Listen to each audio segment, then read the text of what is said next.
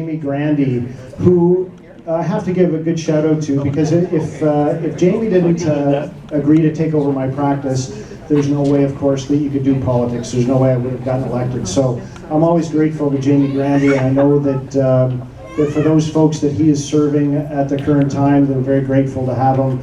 And I know that that's a huge issue here in Canada. We'll talk a bit about that this evening, about the state of healthcare and what our plans are. So as I said, I always like to give a great shout out to Jamie Grandy. He's a great young guy.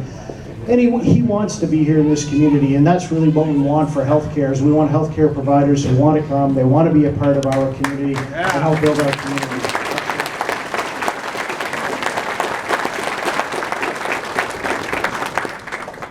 And I really know that Pierre is actually in the building, because I just saw his I don't want to call him a handler.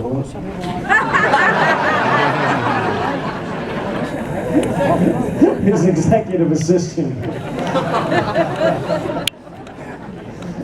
We all need a keeper, and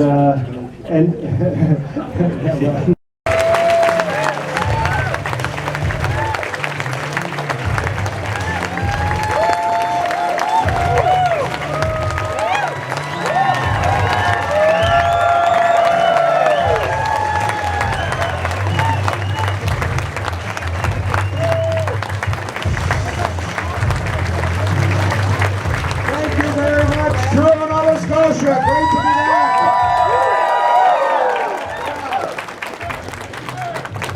Thank you very much. Do you remember this guy?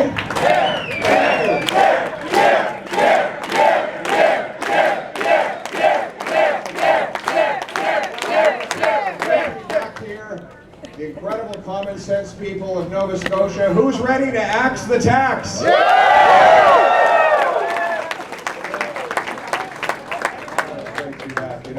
My friend Dr. Ellis, well known around the community, especially by our seniors. As a former doctor, every time I come to his neck of the woods, he always says the same thing. We have to visit with the seniors. They built this country after all. And I always say to him, Dr. Ellis, they're not going to want to see some politician from Ottawa. I says, no, we're going to take you to seniors' home. You're going to be a big star. Anyway, we went over to the Truro Senior Center the other day and walked in, and I walked up to a lady and I said, do you know who I am? She said, no, but if you ask the nurse, she'll tell you who you are.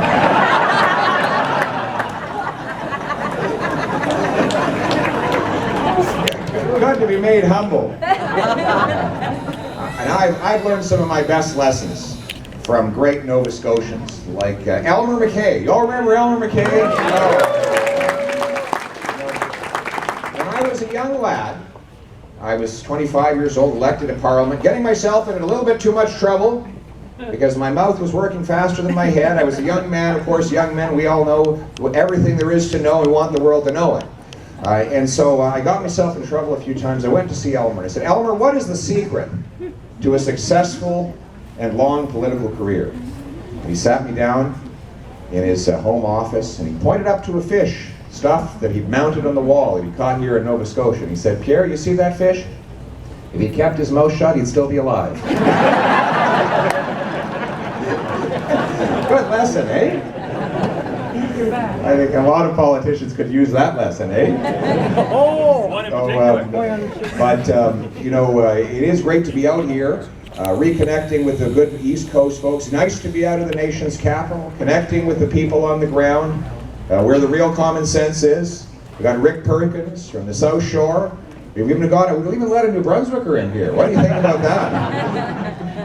Oh, that's right. He's really originally a Nova Scotian. That's why you all let him in. His dad ran an outfitting operation, I think, in Nova Scotia. That's right.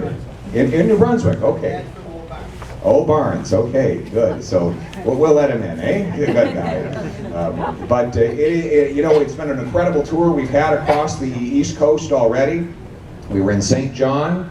We were back over in Labrador, Lab City, Happy Valley, Goose Bay, down to here, and we're going to go back to St. John's, Newfoundland. So we're crisscrossing the Atlantic provinces, reconnecting with the people who do the real work, the people who too often get forgotten in Ottawa, right?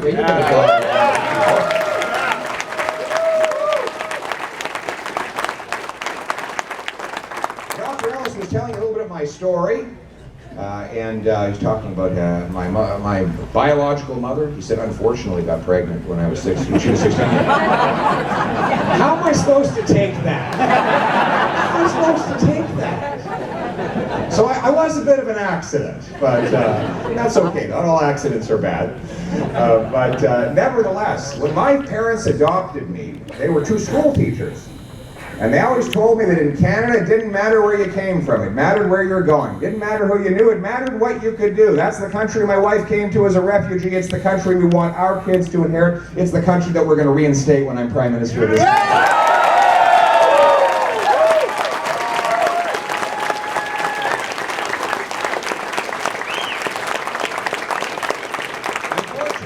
It's not the country we see when we look around us today, is it? No. Life costs more, work doesn't pay, housing costs have doubled, tripled. Good catch over there. Feel free to correct me anytime. Okay? We need to bring her on as an advisor. Crime, chaos, drugs, and disorder. The stories of crime are incredible. Did you hear about the robbery in Ottawa the other day? Robber goes up to a man, pulls out a gun, says, "Give me all your money." The man says, "Wait a second, you know who I am?"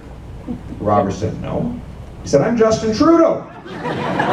So the robber said, "In that case, give me all my money."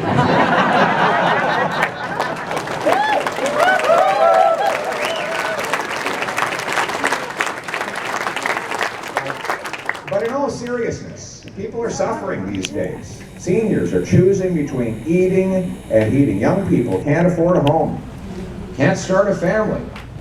How do you even have a date if you're living in your mom's basement at age 35? I asked that question very carefully, that's right. Yeah. That's the way we used to do it when I was a teenager, through the side window. Don't tell my mom. She still doesn't know that. But the truth is that's a lot of suffering, a lot of psychological anxiety. I think one of the reasons we have so many mental health problems is because of our young adults can't afford a home. They can't start a life. They can't get home equity, collateral, credit history. All the basics of economic self-reliance and determination rely on having a home, something that everyone took for granted 8 years ago. 8 years ago, housing was cheap in Canada. It's still cheap in the United States, not far from here. But here in Canada, it's among the most expensive anywhere in the world. But the good news is that we're going to turn the hurt that Trudeau has caused into the hope that Canadians need, aren't we? We're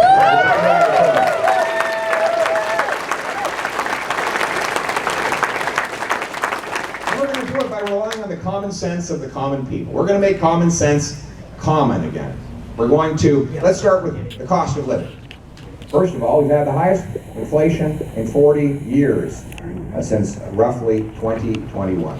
This is the result of $500 billion of inflationary spending. By the way, most of the debt that Trudeau has now added had nothing to do with COVID-19. He added $100 billion before COVID, and he's added another $500 million since. And according to his own parliamentary budget officer, 40% of the deficits he added during the COVID pandemic had nothing to do with the pandemic whatsoever. The government cost 60% more than it did when he took office only 8 years ago. He's added more to our national debt than all previous prime ministers combined. And when you create more cash, that cash bids up the goods that you buy and the interest that you pay. It's common sense. If you got 10 loaves of bread and $10, it's $1 a loaf. You say, well, we're still hungry. We got to solve that. Well, most people would say, bake more bread. He says, no, just create more money. You double the number of dollars to 20, you still have 10 loaves of bread, you're not any richer, it's now $2 a loaf. That's inflation. Now, inflation is a very good thing if you're rich. If you're a billionaire, all your assets go up in value, right? Your $10 million mansion, your fancy watches, your fancy bottles of wine, your stocks, your speculative land, all gets more valuable. You get richer by sitting back on your big, fat assets. But the working class people who live on wages or pensions, they see the purchasing power go down. Their dollar buys less, so it is a transfer of wealth from the have-nots to the have-yachts. And to make matters worse, Trudeau's got this carbon tax going to kick in just in time for Canada Day. It's going to be 13.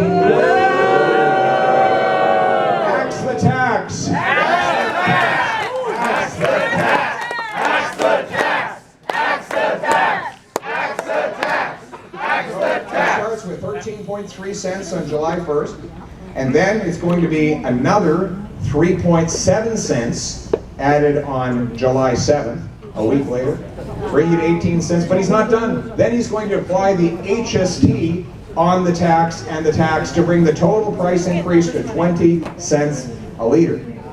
Think of our seniors choosing between eating and heating. Our small businesses that don't get any rebate whatsoever.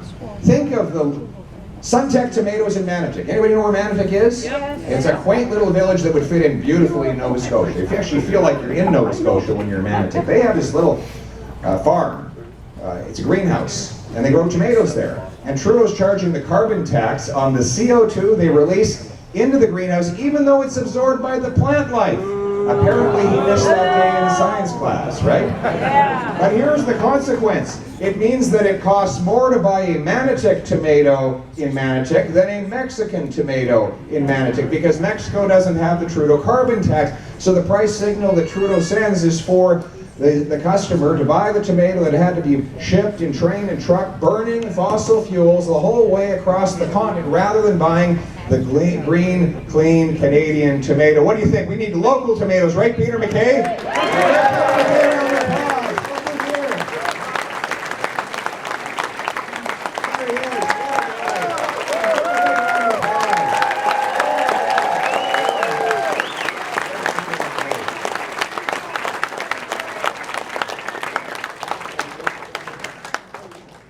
And so this actually drives production out of our country to more polluting foreign jurisdictions. It drives jobs away, prices up, and pollution into our atmosphere, exactly the opposite of what the Trudeau Liberals promised they would do. And this is not an environmental plan. This is a tax plan designed to raise money for an out-of-control and greedy government that can't keep its hands out of your pocket. The good news is that we're going to bring home lower prices by axing the tax, aren't we?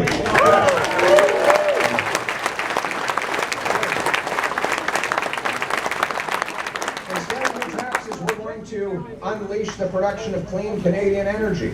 We can do this right here in Nova Scotia, right?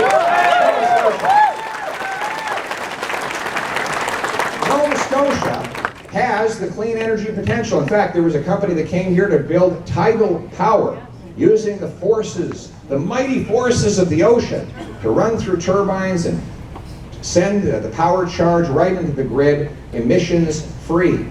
The Trudeau government sat on it for 6 years till they picked up and left. A Poilievre-led government is going to remove the red tape and the gatekeepers so that we green light these green projects.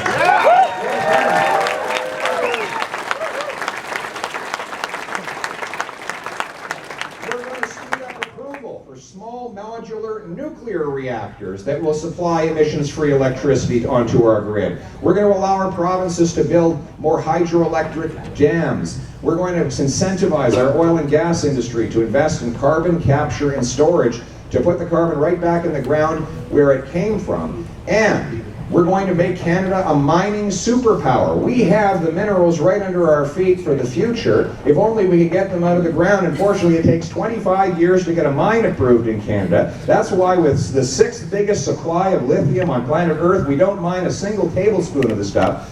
So that when you see somebody driving around in a Tesla feeling good about what they're doing for the environment, you might want to tell them that that battery came from China, where they burned coal in order to refine and manufacture it. Why don't we get out of the way and let our miners dig up these minerals? Let's refine them here. Let's bring home the jobs, the resources, the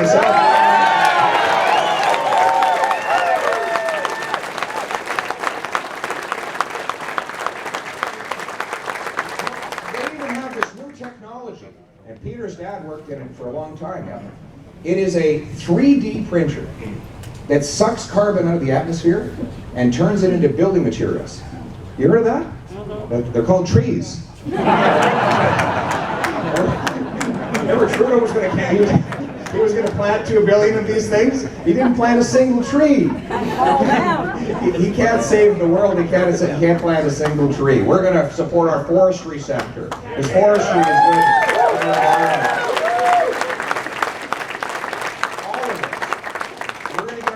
self-reliant. It does nothing for the environment to import overseas oil, yet we have the third biggest supply of oil right here of any country on planet Earth, and we are still importing 130,000 barrels of overseas dictator oil to this country.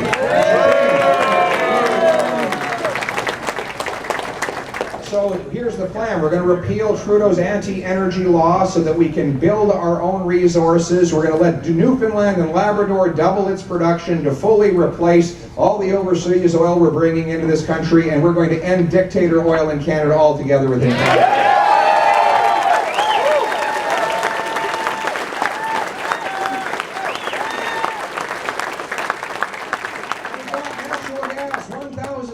Trillion cubic feet of this stuff right beneath our feet. The shortest shipping distances from North America to Europe and Asia are from Canada. We also have clean hydroelectricity to liquefy this stuff. And you know what else you need to do to liquefy gas? You need to cool it down. And what is our #1 natural resource? Cold weather. In fact, it got so cold in Ottawa last winter, Justin Trudeau was seeing with his hands in his own pockets. Here's what we're going to do. When he took office, there were 15 natural gas liquefaction proposals on his desk. Not a single one of them has been built. He says there's no business case. That's what he told the German Chancellor and the Japanese Prime Minister when they came begging for our energy so that they didn't have to rely on Putin, right? Crazy. Well, so nobody told the Americans there's no business case. They built 7 liquefaction facilities. Nobody told the Qataris. They more than doubled their production. No one told the Germans, who built an import terminal from concept to completion in 194 days. Those folks know how to get things done. When I'm Prime Minister, we're going to stop stopping, start starting, build those natural gas liquefaction facilities, cool that gas down to -161 degrees Celsius, put it on a ship, send it to Asia to close dirty coal-fired plants there, and send it off to Europe to break European dependence on Putin and turn dollars for dictators into paychecks for our people in this country.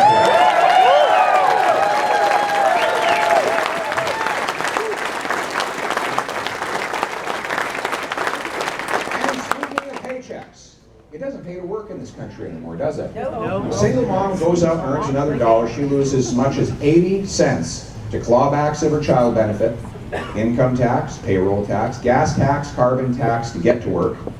80 cents on the dollar means if she's earning 25 bucks an hour, she's keeping $5 of that extra hour work. You wonder why we can't get our workers to take on extra shifts? It doesn't pay. We've set up a system that punishes work. In fact, the other day, I heard, there's a story of a little boy sitting next to his dad. He said, "Dad, what is an income tax form?" And he said, "Well, it's the opposite of a report card. The harder you work, the worse you do, right? We punish hard work in this country. That's the problem. So what I'm going to do is we are going to reform the programs and cut the income taxes so people bring home more of each dollar they earn, and hard work once again pays off for Canadians."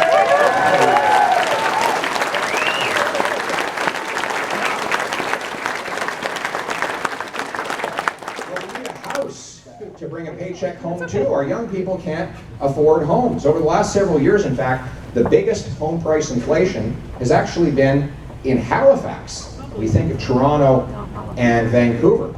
Now, let's just study this problem for a second. First of all, there's no excuse. We have the second biggest landmass on Earth. We have the most land per capita by far in the G7. In fact, our housing is almost twice as expensive as in the United States of America. They have 10 times the people to house on a smaller landmass, 10 times the demand, less supply, and yet lower prices. Why is this happening? Why is Vancouver more expensive than Singapore and Manhattan, even though Singapore has 2,000 times more people per kilometer than does Canada? Why? Because we can't get anything built in this country. We're the second slowest place on planet Earth in which to get a building permit. Now, most of these restrictions are municipal in nature, but they have meant that we have the fewest houses per capita of any country in the G7, even though we have the most land to build on. Fewer houses means that all the power is with the landlord, and all the power is with the land speculators, because their land goes up in value due to the fact that no one else can build anything to compete with it. And this, again, is another wealth transfer from our working class people to those people who already have. And more people are falling deep into poverty and despair. Tent cities are appearing across our country. We need to build more houses. It's that simple. So here's my plan. Municipalities are standing in the way of building. I know what municipal leaders want. It's very simple. Let's cut the nonsense. They want money. Every time I sat down with the municipal leader, they always said, we need more money from Ottawa. But here's my plan. I'm not going to give them what they want till I get what I want, which is more houses. I will link the number of dollars that cities get for infrastructure to the number of houses they allow to get built. I'll require the increased building permits by 15% per year or lose some of their infrastructure money. But there will be a carrot. Those that exceed that target will get a building bonus, extra infrastructure money to help them accommodate that growth. I'll require every big city transit station be surrounded by high-density apartments so that our young people and seniors can live right next to the bus or train. And we'll sell off 6,000 federal buildings. We have these big, empty, ugly buildings. Sell them off. Turn them into housing.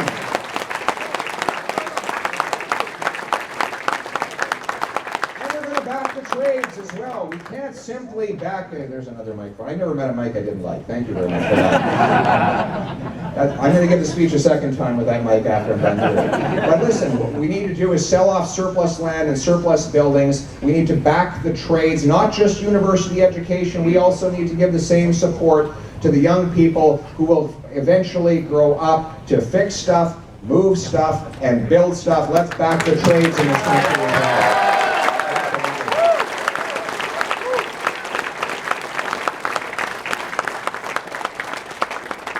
And you know what? We're going to make sure that you have health care in rural communities. It's incredible how few doctors we have. Thank goodness we have one here, but we plucked him out of the hospital and put him into Parliament. I don't know why. He's doing a pretty good job there, but we need more doctors. Now, why do we have so few? Isn't it crazy are you a doctor over there? Excellent. All right, so if you want to have a heart attack, now's the time to do it. We've got 2 doctors here. All right. That's right. You don't want to go to the States, but unfortunately, many people have been forced to do that, which is outrageous in this wonderful country of ours. We don't have enough doctors, even though we have 20,000 immigrant doctors and 32,000 immigrant nurses banned from working in their profession because there's no simple way for them to demonstrate whether or not they are qualified. In fact, it's not just immigrants, it's Canadians that go abroad. There was just a story 2 days ago. Did you see this? This lady went down, she was a doctor, trained and educated in Canada, went to Australia for 10 years, they wouldn't give her her license back. And now she can't practice. So she's got to go back to Australia. Meanwhile, we're crying out for doctors. The common sense solution is this. We have the red seal for the trades. If you want to be an electrician, you take the red seal, you get stamped, you can work anywhere in Canada. It's merit-based, qualifications driven. Doesn't matter where you're born, doesn't matter what your name is, doesn't matter where you come from or where you studied. If you can pass that test, you have your red seal. We need a blue seal for the professions so that immigrant doctors and nurses can take a test, prove that they're qualified, and within 60 days get into our hospitals and our family doctors' offices and serve our rural communities.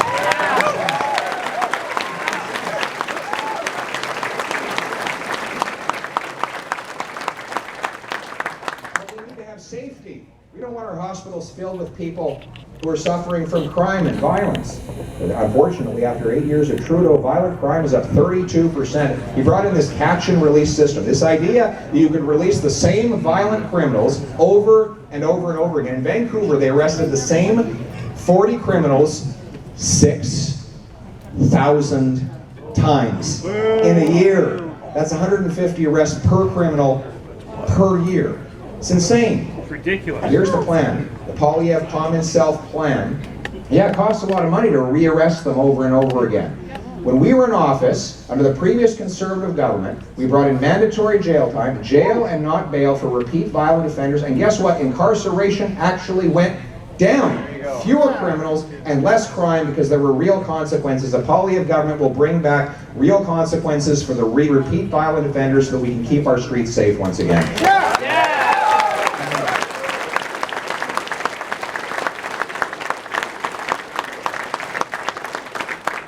Stop going after our law-abiding hunters and sport shooters, right?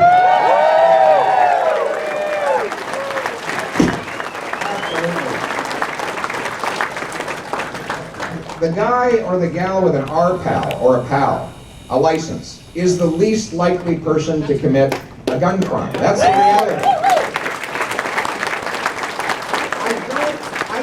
know a lot of bank robbers, but I have a hard time imagining that on the way to robbing the bank, they stop to get their license, right? To own a firearm. No, in fact, they don't have lawful firearms. They get 82% of gun crime is committed with guns that are illegally transported over the border, and now they're printing them on 3D machines, spending billions of dollars and countless police resources to send officers out into rural communities and badger a little old lady whose husband passed away with a firearm years ago in order for her to confiscate, give that over to the government, or to badger the licensed registered sport shooter or farmer is an abject waste of money. And that's why I will stop Trudeau's hunting rifle ban. I'll put the money into reinforcing our borders to keep illegal guns out and put the violent criminals behind bars.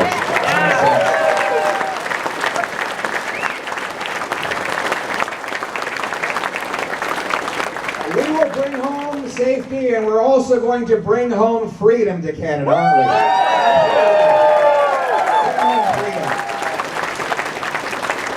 When Trudeau brought in this law, C11, to regulate what you see and say on the internet, giving a woke bureaucracy, the CRTC, the power to manipulate the algorithms that determine what shows up in your news feed, to make stories disappear. Just the other day, a gentleman out of Vancouver produced a documentary on how Trudeau has caused crime in this country, and what do you know? It went missing. It just fell off the radar on YouTube. No one will tell us whether the CRTC asked for it to go. It just suddenly up and vanished.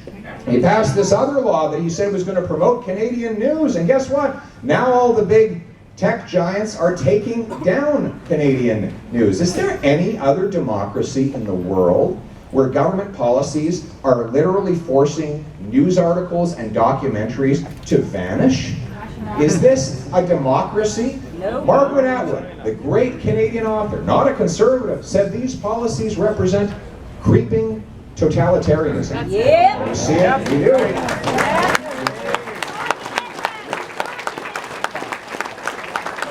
We see it on our campuses, where universities shut out politically incorrect positions. They fired Jordan Peterson because of his opinions. Right? They said he should be silent. Now the College of Psychologists in Ontario want to take away his license. Why? Because he retweeted something that I put on the internet. Apparently that is now a crime. Ladies and gentlemen, if you don't like Jordan Peterson, debate him. Good luck with that.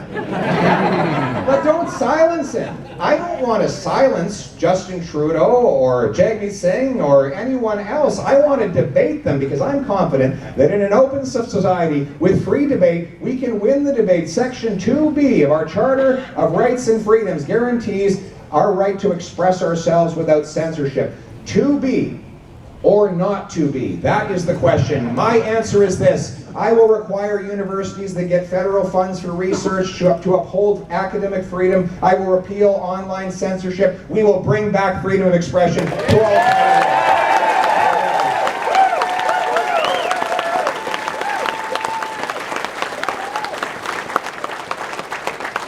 Canadians. We'll protect financial freedom by banning the central bank from bringing in a digital currency.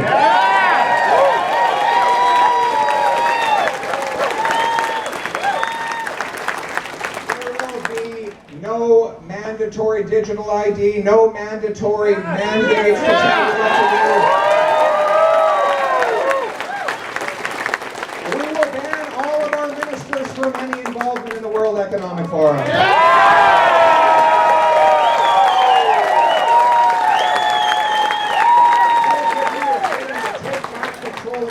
Take back control of your money, your decisions, your beliefs, your families. You will be back in charge of your life. We will allow you to bring home the treasured freedom that our ancestors fought for, and we will ensure that today's armed forces is big enough and strong enough to fight for our freedom whenever it is needed. Yeah.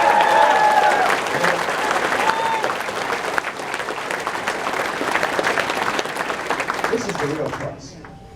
You see, our friends on the other side believe that they should make all the decisions for you, right? They should spend your money on your behalf, that they should decide what you get to think, that they should decide what values are taught to your children rather than letting you teach your values to them. And it's an interesting contradiction in their view of human nature, right? They think that man is too flawed to decide for himself, but just perfect enough to decide for everyone else. How is that possible? If human nature is so flawed that individual people can't make their own decisions, then how can individual people then decide for every other human? Right. Well, their answer would be that there's a special type of angel that has a higher level of virtue and wisdom, and that they are made of finer clay. And if we could just turn over all of our money, all of our thoughts, all of our family decisions to them, they'd be able to plan our lives better than we could ourselves, right?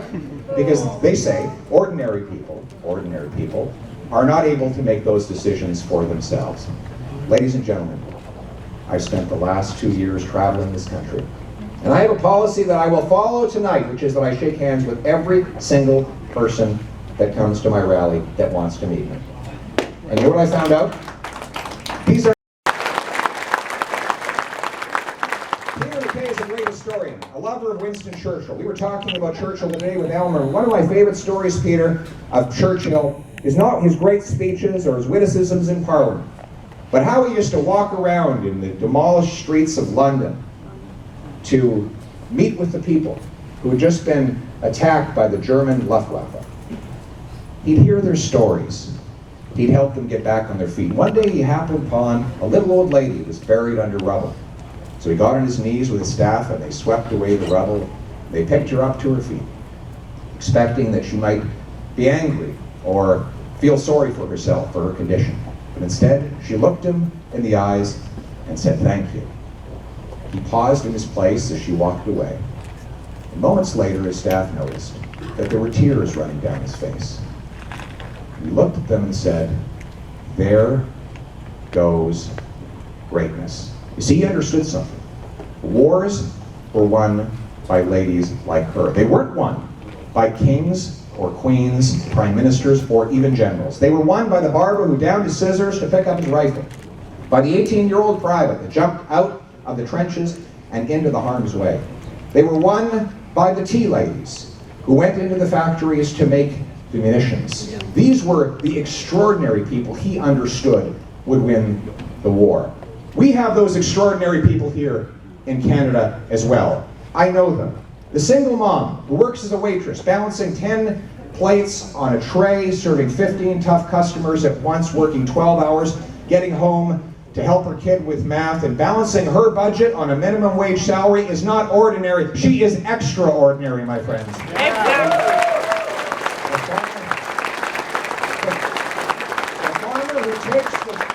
The farmer who masters the sciences of the sky and the soil to take food from his field to your fork is not ordinary, he is extraordinary. The electrician, yes, the electrician that captures lightning from the sky and runs it through a copper wire to illuminate this room is not ordinary, he is extraordinary. These extraordinary people are not famous.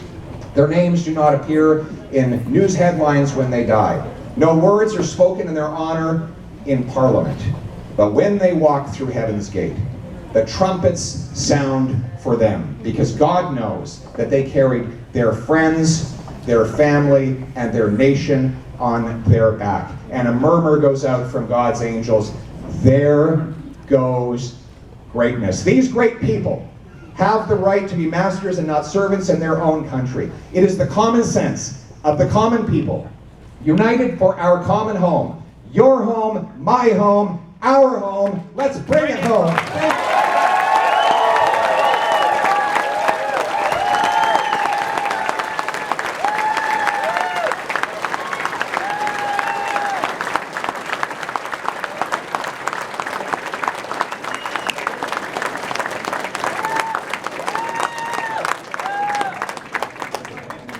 Pierre, those are extraordinary words, and you can see how they absolutely resonate with the common sense, freedom-loving people in this room.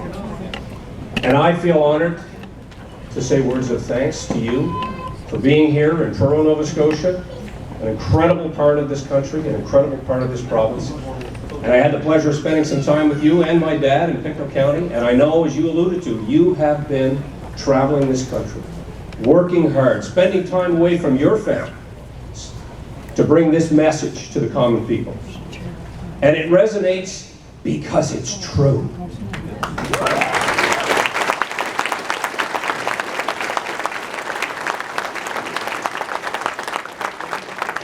People are struggling.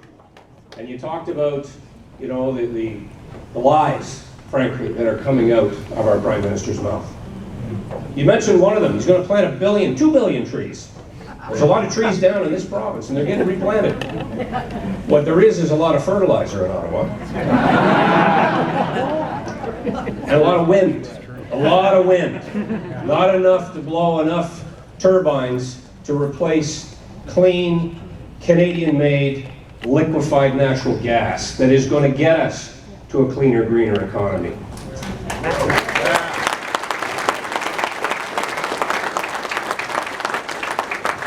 I had the good fortune and pleasure to work with Pierre and Scott and of course Stephen and Rick and others when we were in government and we were making things happen. Imagine what the Nova Scotia, Atlantic Canadian economy would look like if the Energy East pipeline had been completed.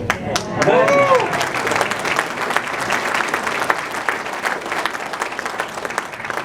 Imagine how much freedom there would be in the hunting and shooting community had we been able to lock down some of these incredibly oppressive efforts that are currently underway to criminalize and villainize people who take part in a very lawful and completely legal pursuit that is part of our heritage. And so I was elected in 1997, in large part because of Bill C-68, where they were going to register every firearm in the country. And brooms and baseball bats and knives, I guess, as well. But it didn't quite pan out.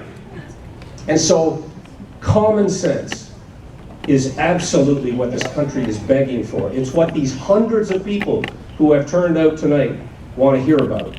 And what I like most about what you're saying is it's solutions-based, it's thoughtful, it's conservative, and it's Canadian. Yeah.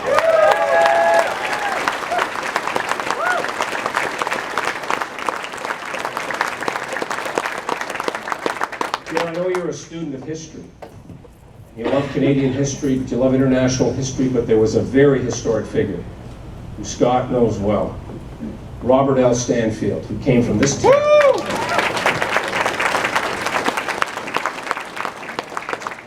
And like Stephen Harper, he had a keen eye for the Canadian dollar. He was an economist, a lawyer, a businessman, and he used to say, if your output exceeds your income, your upkeep will be your downfall. Only he said it much slower. But I know from having watched you up close for a long time that you have always had a keen eye for the working person's dollar, the bottom line, and allowing people to keep more money in their pocket, as you said, allowing industry to do what industry does best. That's create jobs, create wealth, get things done. That's what we need from government. And in many cases, as you've said, the best thing that government can do is get out of the way of the people that want to get things done.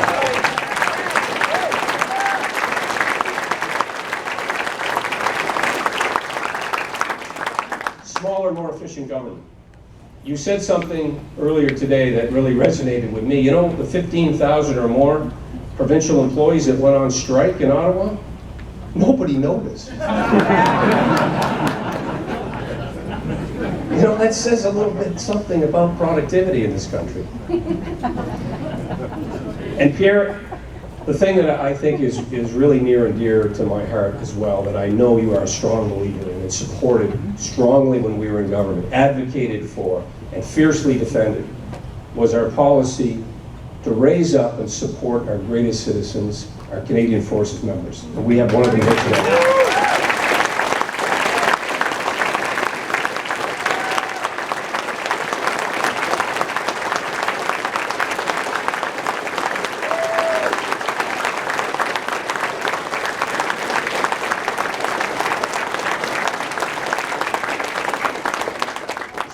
I expect we have others here. Veterans, serving members, raise your hand if you've ever worn the uniform in Canadian Forces.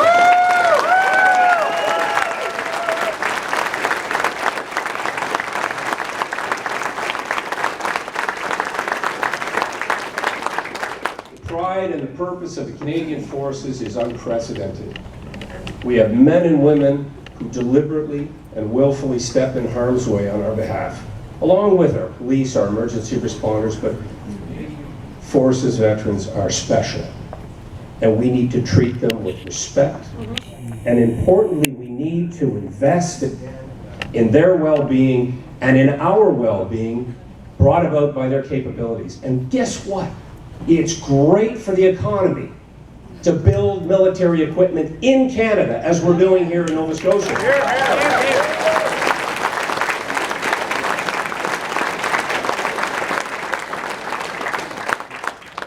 So Pierre, I'm out of politics now, and I'm a little rusty. But I want to tell you that what you're doing is putting you on a path to greatness. You will be the next Prime Minister of Canada.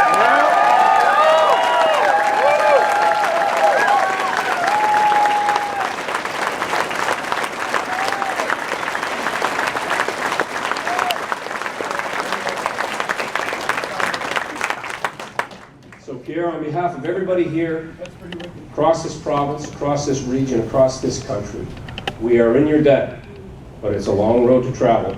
And I want to thank your family, your wife and kids as well, people who are around you, supporting you, your team.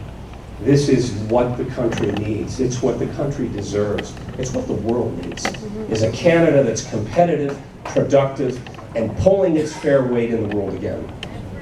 Here,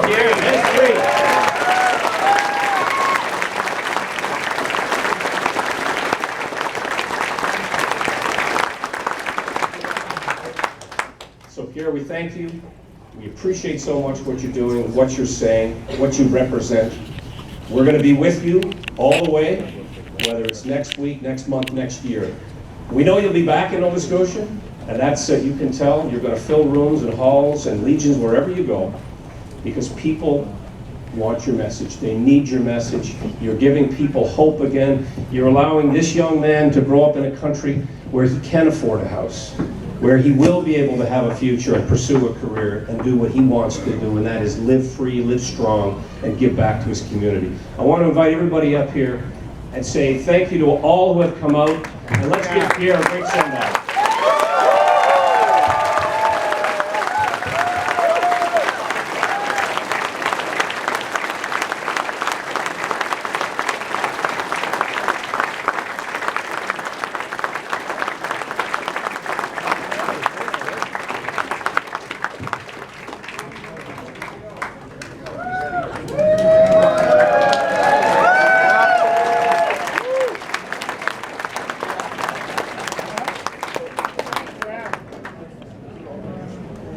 One last thing, Rick Perkins here from the South Shore. Wouldn't it be great to have Peter back in Parliament? Peter's